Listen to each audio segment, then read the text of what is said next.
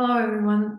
Today I would like to speak about self-love and such issues as loneliness, aloneness, healthy self-love, which is very different from the narcissistic or self-centeredness, self-centered type of obsession with the self.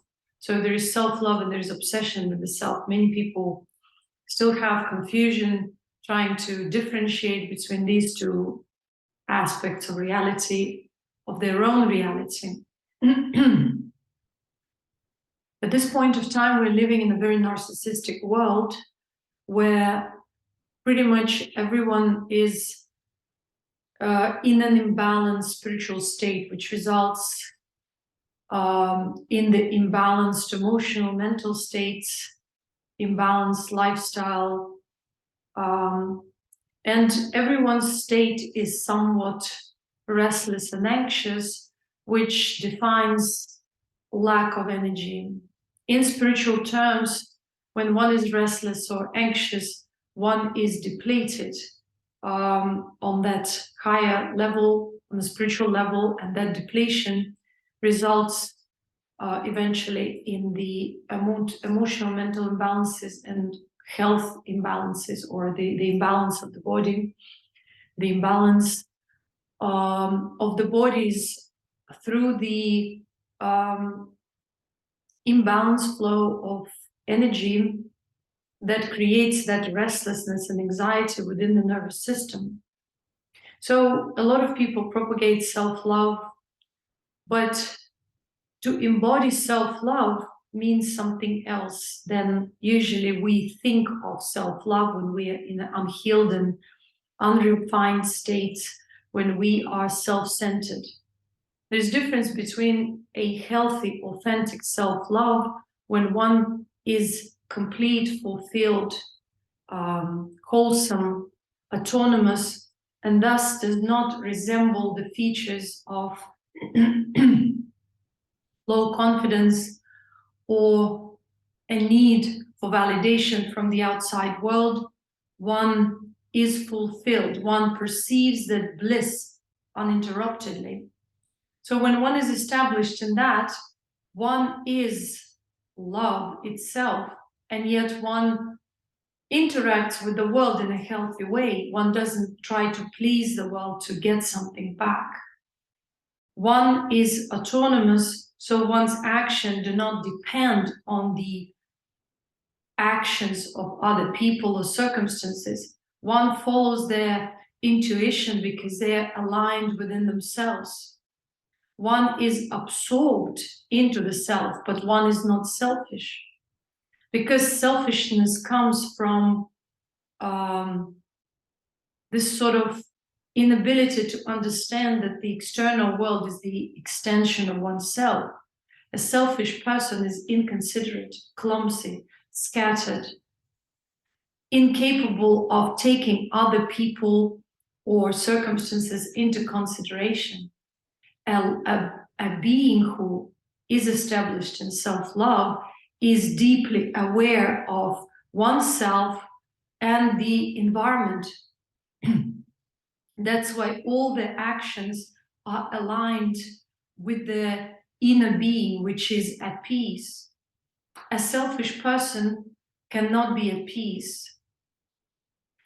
If you see two beings, one is a selfish being and one is established in self-love, both might be alone, but the selfish person will have boredom, anxiety, feelings of loneliness, incompleteness. The being who is established in self-love is absolutely autonomous within themselves and energetically connected with the source. So they're not depleted but fulfilled from within. They choose to be alone, not because they cannot interact or be with others. Others want to be with them. They naturally attract to beings who are established in self-love. But the being who is established in that does not want perhaps to be around beings who are restless, anxious, imbalanced. And people can put up masks of peace, masks of, satisfaction for a while. Observe them long term. See them long term in difficult circumstances and situations, and you will see the true face will come up. So the wholesome beings, which are very few perhaps in this world at this moment, would choose to be alone. And this is an interesting paradox when we look at narcissists who end up being alone because of their imbalances, or selfish people. Let's not tag people anything, but people who are self-centered and selfish, even when they externally appear to be as people pleasers, as people who serve the community, as people who try to do charity, as people who supposedly care of others. All they care in reality is of the feedback and how others comprehend them, how others perceive them. They are looking at the external validation. They are not established within. And this is the paradox in itself, when the person pleases others, supposedly tries to do something for others, and yet in reality they are absolutely selfish to the core. The person who is established in self-love is selfless to the core. They'll do and forget. They'll never return back. They'll never have afterthoughts. Their space of consciousness is free from thoughts and emotions. They're bathing in bliss. And that's why when they serve other people, whether in action or in word, or by sending them positive, thoughts, or wishing them well, in other words, they are absolutely selfless. They do not need others to know or validate them. They are not trying to please. If they don't like something, they'll tell you right away in a straightforward manner, honestly. A selfish person does not know honesty, because through dishonesty and manipulation of information and reality, they get that validation. They get that love that they don't understand, the superficial love. They get that love that they cannot even, contain. But they get the crumbs of the external superficial manifestation of love in the name of the real love. So if other people do something good for them, they believe that they have done a good job. In reality, they remain very, very lonely, very superficial, very imbalanced. And until these programs and patterns are dissolved, one cannot understand the essence of true love, of a high frequency being, of spiritual realization, because that is one and the same thing. When one is wholesome, one is autonomous. They can stay by themselves by choice, by frequency, not because it's the result of their selfishness and no one wants to be around them after all. People who are rooted and established in themselves are attractive, and yet they choose not to participate or entertain unnecessary elements within their reality. The majority of people don't even have such a paradigm of understanding reality. They are engaging with the reality continuously in an unhealthy manner, being codependent on that reality, obsessing about that reality, dreaming about something that is definitely not there, and trying to control this reality, being unawares that this reality is but the emanation of themselves. And if they are incapable of controlling, or in other words, mastering with awareness their space of consciousness, they cannot control the extension. that emanates out of that space of consciousness. And this is where ignorance of the selfish people lies, because they cannot see that their space of consciousness and the circumstances, the reality that they experience or notice or acknowledge within their space of consciousness is one and the same thing. It's just a projection and extension. They're fighting, antagonizing with that projection, incapable of looking within. And this is another point where we speak of people who are absorbed within, but are emanations of love, which is a very rare phenomenon. And we have these selfish people who are the emanations of restlessness, codependency, and anxiety, who are incapable of being absorbed within their body because they're all over the place. Their body is a vessel of other people's thoughts, emotions, karmic residue, and so on and so forth. So their identity is unwholesome and somewhat having extensions and is connected in an unhealthy way to the fields within the collective. And yet the wholesome being who is established in true self-love has very clear energetic boundaries, because they keep their space free from any residue, because they've done work, spiritual work. They have refined themselves. The result of the self-refinement is self-love, where your space of consciousness is free from any karmic residue, or in other words, emotions and thoughts.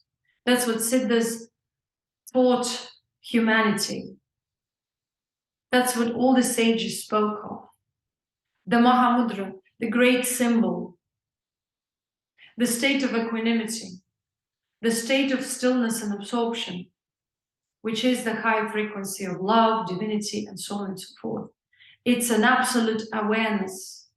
Absorption that allows you to be aware of the waves outside of you. When your space of consciousness is clear, you perceive and see everything else much clearer. You realize the lower waves that exist outside within the collective, yet they have no way to enter your space of consciousness because your frequency is above it. And that is called the state of self-love, the state of self-realization, the state of awareness, the great symbol, the Mahamudra of Tilopa. All these 6 rules that Tilopa taught to Naropa are the fruit of this self-love and realization, where one space of consciousness remains untarnished. The barrier itself, the spiritual protection itself, is the frequency of the empty space. That emptiness is absolutely fulfilling, wholesome, complete. And most of the people who speak about self-love are not established in that self-love. They are not the vessels or the emanations of that self-love. To speak about self-love is easy. At the end of the day, how do you relate to others? Do you please them? Do you depend on them? Do you want them to like you? The autonomous being who is established in self-love has no such thoughts, has no thoughts at all. They're fulfilled and bathing in this beautiful, blissful being of now. And they don't need to please others. They're fulfilled by themselves. They can go and live by themselves. Not because they're so selfish and superior, but because their frequency is of such kind that they are absorbed in peace, and peace is required externally as well. And so they would not engage with other beings who are on different frequencies and may try to consciously or unconsciously disturb that peace. So their aloneness is by choice. The narcissistic loneliness and longing for other people's attention is not by choice. It's by compulsion. That's the result of unhealthy being. And that's the state of consciousness of the majority of people in this day and age. I hope this video brought some clarity and a new perspective for some people. The most important is to focus within and understand, perceive, realize one's essence. It's very easy if one can surrender and perceive one's natural being.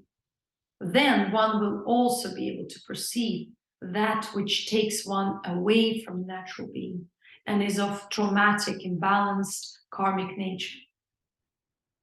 And by being absorbed